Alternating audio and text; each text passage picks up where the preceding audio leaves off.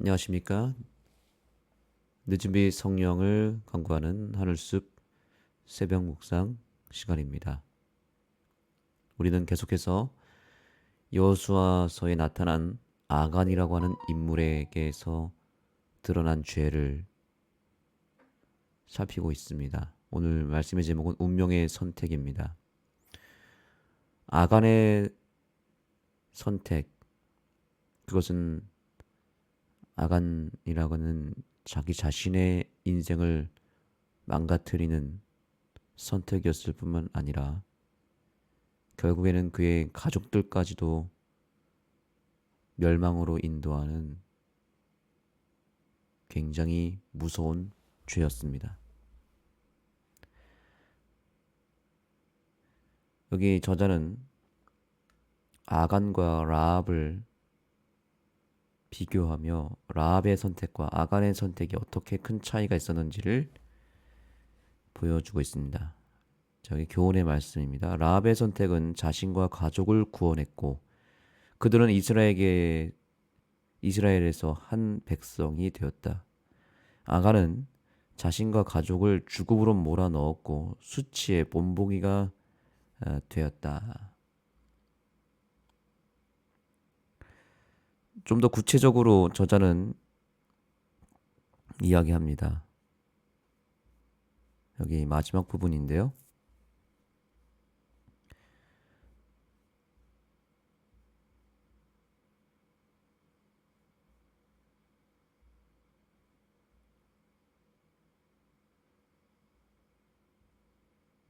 라합과 아간의 태도 사이에 뚜렷한 차이를 대조한다.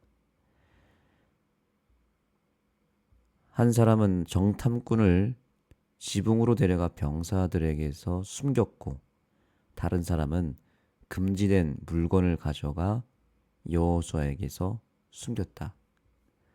한 사람은 이스라엘 정탐꾼에게 친절을 베풀어 승리를 거두게 도왔고 다른 한 사람은 탐욕으로 이스라엘의 재앙을 초래하고 패배를 안겨주었다.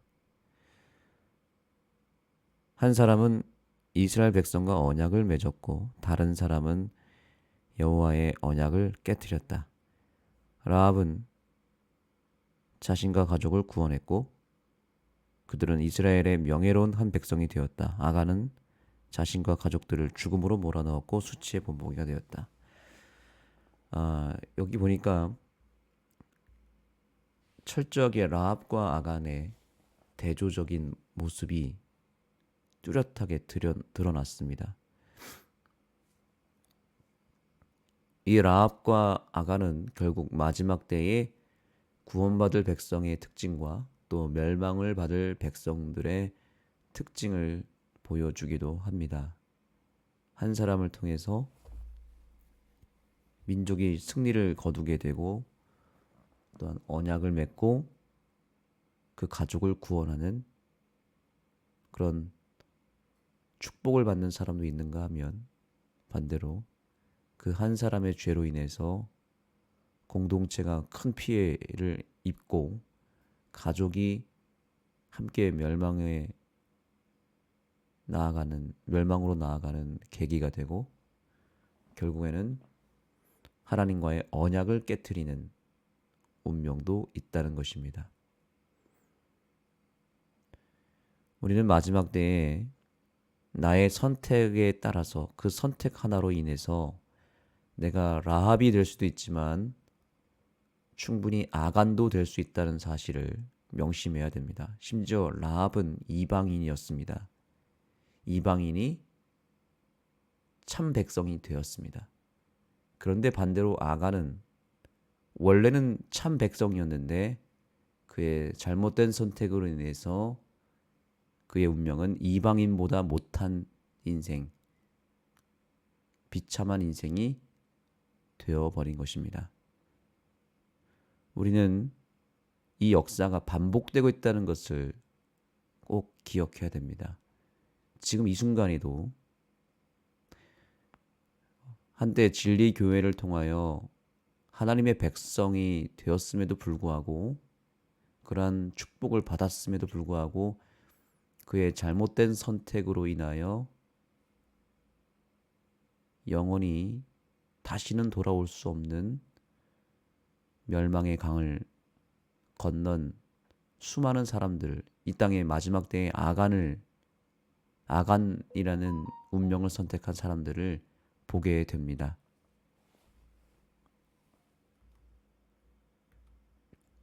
그래서 우리가 오늘 이 하루를 하나님께 선물로 받았다는 것은 참으로 귀한 선물이며 우리의 운명을 결정할 수 있는 또 한 번의 기회가 주어졌다는 것을 명심해야 됩니다.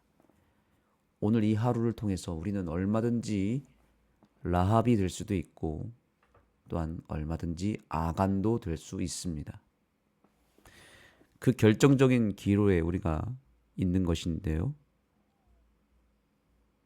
자, 아간은 왜 이렇게 잘못된 선택을 끝까지 고집할 수밖에 없었는가라는 부분인데요. 여기 교과에서 저자는 이렇게 얘기합니다.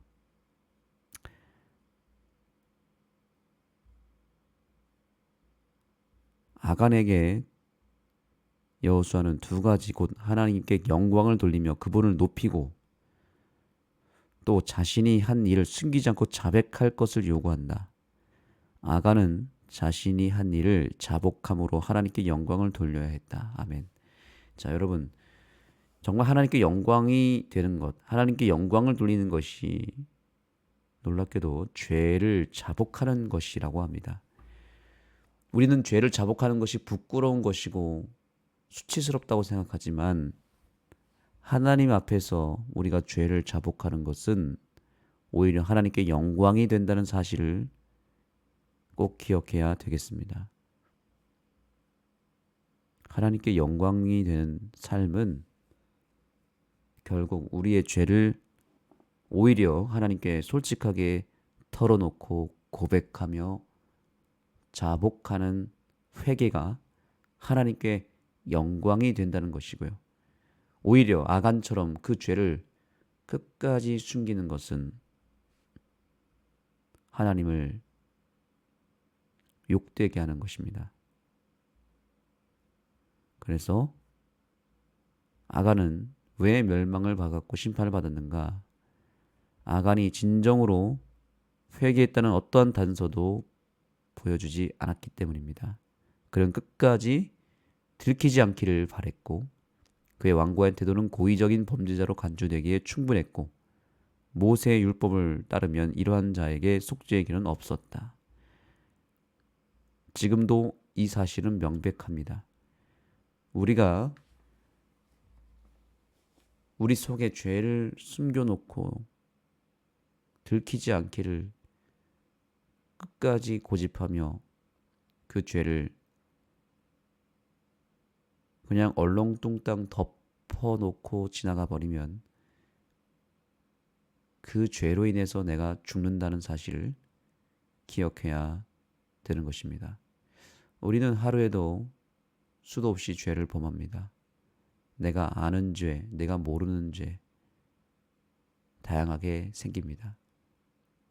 그렇다면 우리는 회개를 어떻게 해야 될까요?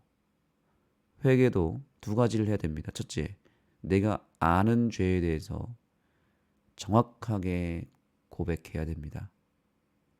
그리고 그 죄를 끊임없이 생각날 때마다 주님 앞에 용서의 확신이 들 때까지 고백하고 그 죄를 털어놓아야 됩니다. 두 번째, 내가 알지 못하는 죄에 대해서는 그 역시 주님 앞에 알지 못하는 그 자체에 대한 회개를 해야 됩니다. 우리의 죄는 죄에 대해서 모르는 것도 죄가 됩니다. 내 죄가 뭔지도 모르고 짓는 그 파렴치한 죄, 무지에 대한 죄도 회개해야 됩니다. 그것이 더 심각한 것이죠. 죄를 죄로 아는 것이 그나마 다행스러운 일이고 그것이 하나님께는 오히려 더 영광이 될 것입니다. 그 죄를 회개할 때 말이죠. 그러나 문제는 죄를 모른다는 것이죠.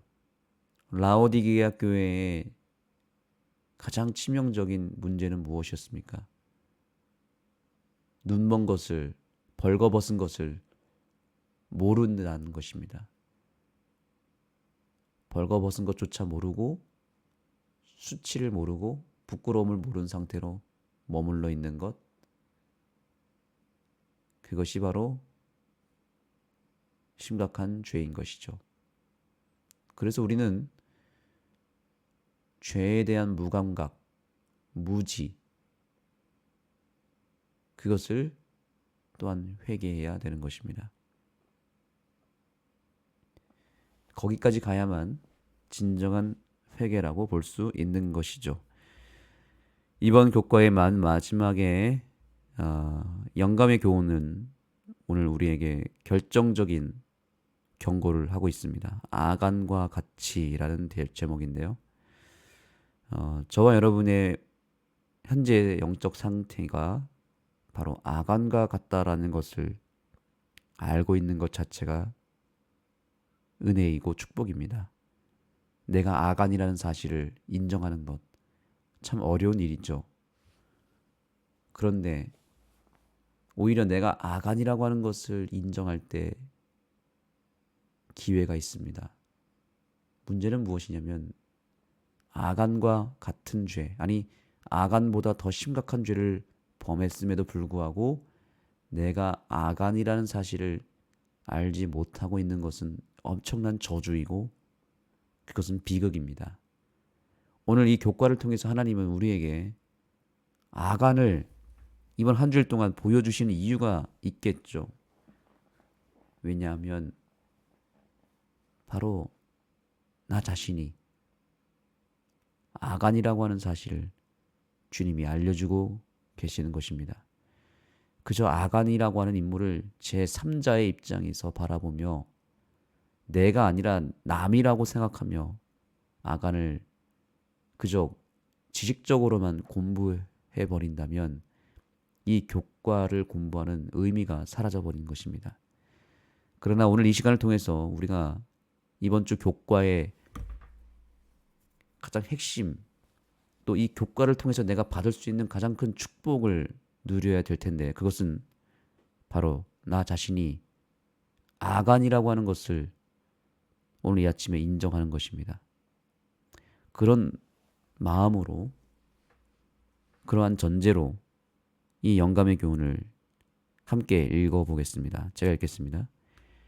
죄인들은 생사의 운명이 결정된 후 하나님의 심판대 앞에서 죄를 자복할 것이다. 그러나 이와 같은 자복은 죄인을 구원할 수 없다. 많은 사람은 아간처럼 그들의 범죄를 같은 사람에게 감출 수 있으면 안전하다고 생각하며 혼자 속으로 하나님께서는 죄악을 엄격히 주목해 보지 않으실 것이라고 믿는다. 조만간 희생 제물이나 헌물로도 영원히 죄를 속할 수 없는 그날에 그들의 죄가 그들을 찾아낼 때에는 모두 너무 늦었음을 알게 될 것이다.